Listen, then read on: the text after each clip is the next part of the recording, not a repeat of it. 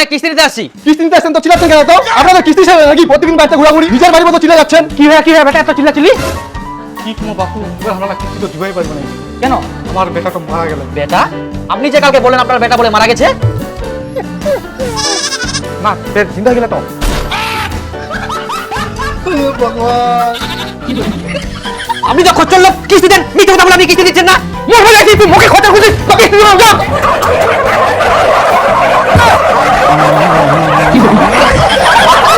তুই কাকে রাখো যাও।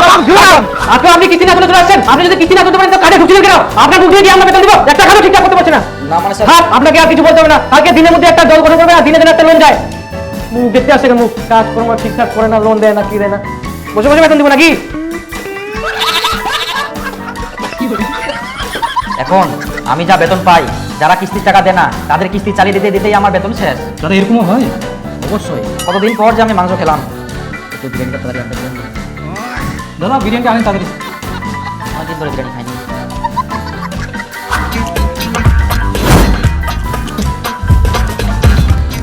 ওই পালা পালা পালা পালা। কেন ফের পালা? আরে চন্দনের মাছটা তো আসে, কিস্তি নিবা। তুই ফের আমরা কি করিস? পালা তাড়াতাড়ি।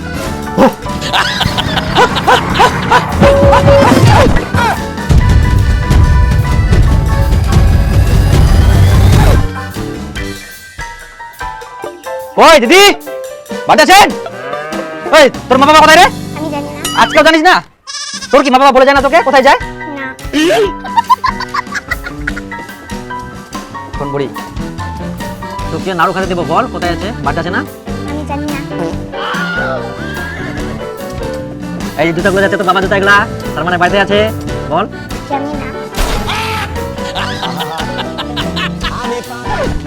বল এবার, আমি তাও জানি না।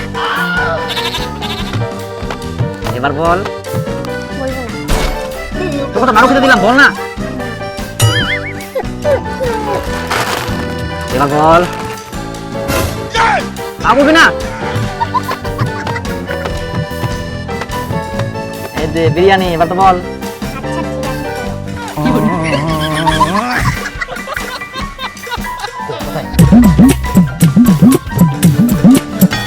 বাবরে কোন মুলুক করতে লুকাইছে? কোথায় করি? বাবরে কোন জায়গা এটা? কোন দিক ঘুরে? এদিকে আসো। এগুলা কি লুকাই লুকাই থাকা ভালো লাগে? মুখোকে ইলা কাজ করতে ভালো লাগে? এই চন্দন মাথাটা প্রতিদিন বাড়ি ঘোরাঘুরি করে, এক না একদিন ভূতের ভয় দেখো আপনি। আচ্ছা আপনারা কেমন লোক বলুন তো? কিস্তি না দিয়ে লুকাই লুকাই বেড়াচ্ছেন? হ্যাঁ 3-4টা আমাদের কিস্তি বাকি আছে, কিস্তি না দিয়ে আপনারা লুকাই লুকাই বেড়াচ্ছেন। এটা আপনাদের কেমন সময় বলুন তো? আপনারা কিস্তি দিতে পারবেন না তো লোন নিচ্ছেন কেন? আপনাদের কেমন বিবেক জ্ঞান? আমি এসে ঘুরে ঘুরে যাই, আপনারা লুকাই লুকাই থাকছেন কিছু কর হয়তো। যা বলার আমাকে বলুন, আমি ক্ষমা করব। আপনার তো টাকা ভাড়া দরকার, আপনি কেমন লোক? হ্যাঁ কিস্তি দিবেন না নাকি? স্যার এই! স্যার আমরা কালকে অফিসে গিয়ে দিয়ে দিব, আর রাখবো না। কিস্তি দিয়ে আসবো, কালকে দিয়ে আসবো। এটা তো আগে থেকে বলে আসছেন, আর লুকাই লুকাই থাকেন। স্যার এই মাসে খুব সমস্যা ছিল তো ওই জন্য দিতে পারিনি স্যার, কালকে গিয়ে আমরা দিয়ে দেবো একদম সত্যি। কালকে যদি না যান এরপরে কিন্তু লোক আসবে। আচ্ছা স্যার, না কাল লোক আসতে হবে না, আমরা কালকে দিয়ে দিব, একবারে শোধ করে দিব সব স্যার। তাহলে ঘোরাঘুরি না করতে হয়। আচ্ছা স্যার ঠিক আছে। বুঝলো?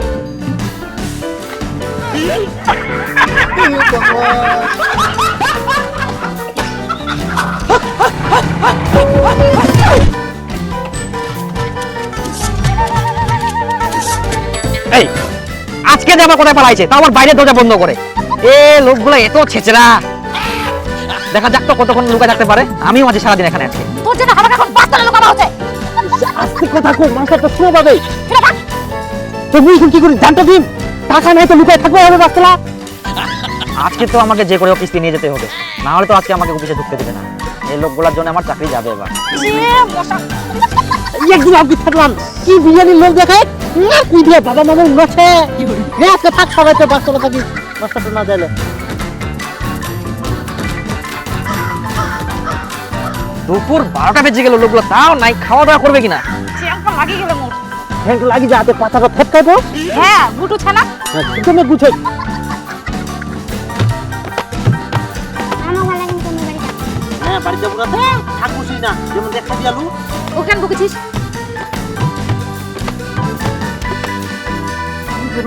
বস পাটিটাও কিন্তু লাল টকটক দেখা পাইলে হয়।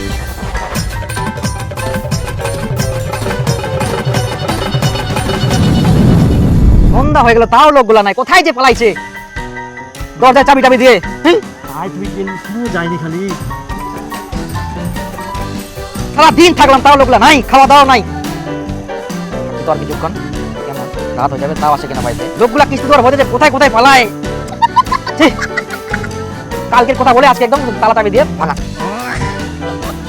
হ্যাঁ হ্যালো, হ্যাঁ আমার যাতে দেরি হবে একটু, হ্যাঁ আর কি চম্পা যাচ্ছি না, রাত হয়ে গেলো তাও লোকগুলো নাই, যাতে লাগবে। কিস্তি দিতে পারে না, লোন যে নেয় কেন এরা? দিয়া দিয়া দিয়া বাঁচলো। সারা দিন তো আমার বাজার খরচা লাগছে।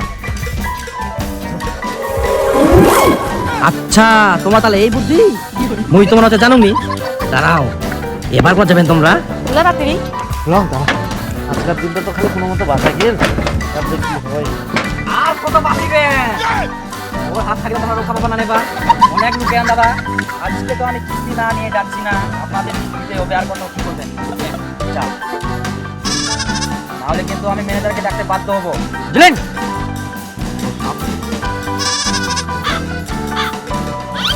হাট! কিস্তি দিতে পারি না ফুটানি।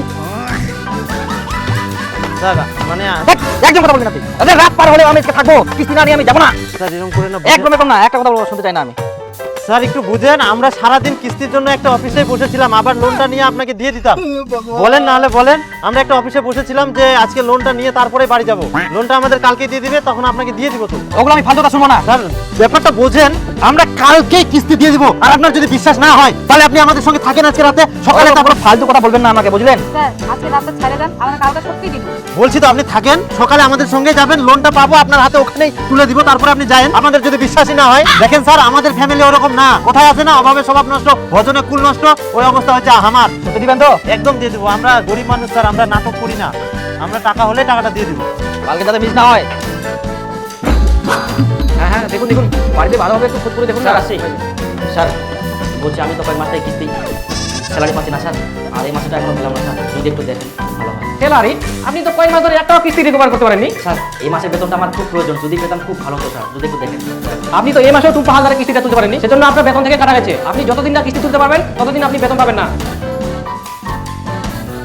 ঘন্টার চাকরি কিস্তি না পারলে বলে আমি বেতনে পাবো না। এই ফালতু চাকরি না করে যদি 3 বছর ধরে মই ধানে কাটি বেরানোই, তাহলে মোর অনেক টাকা হবে। আল্লাহ চাকরি মই গুষ্টি মারুন, 3 বছর ধরে বেকার চলে গেল।